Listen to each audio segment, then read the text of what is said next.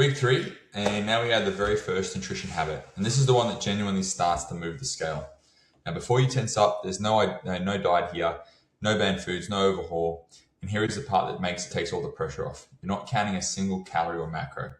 Our AI coach has already built your dinner recipe for you with the exact amounts of each ingredient worked out behind the scenes to actually hit your numbers. So this week's video explains why we deliberately start with just that one meal instead of changing everything, and how a simple kitchen scale is a tool that lets you prepare and measure that recipe accurately. You don't need to work anything out. You just cook it well, measure it, right? One meal done properly. That's the whole job. Now, here's where most diets fail. They try to change everything at once, and nobody can sustain that. So by week 2, it just falls apart. We do the exact opposite. This week, you nail just one meal a night. The dinner recipe. We have it set for you. Nothing else needs to change at all.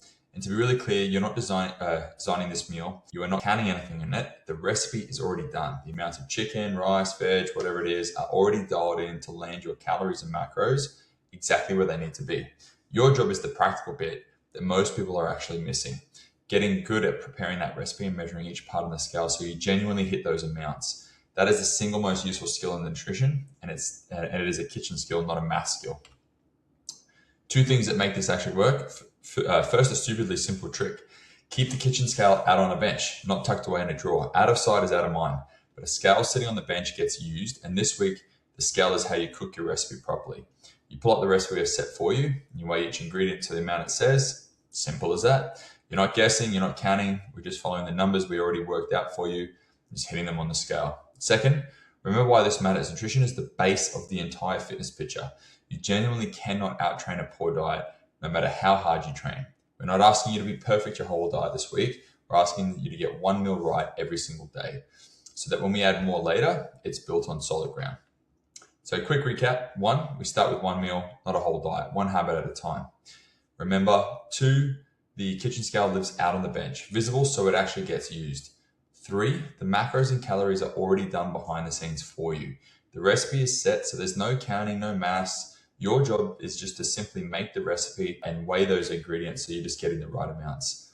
And 4, just get good at that, preparing and measuring your set recipe accurately, because nailing that one skill is the whole point this week. Now, here's your job this week. 1, keep the scale out on the bench because visible means used. That's the whole trick. 2, cook your set dinner recipe every single day and measure each ingredient on the scale to hit the amounts we've given you.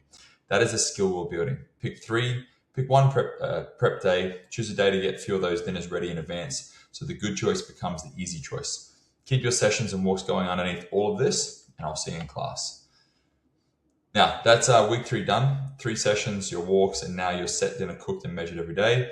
That's the 3 habits stacking up, one at a time, exactly as planned. Next week's our first check-in. We actually get to measure and see what your progress has been like so far.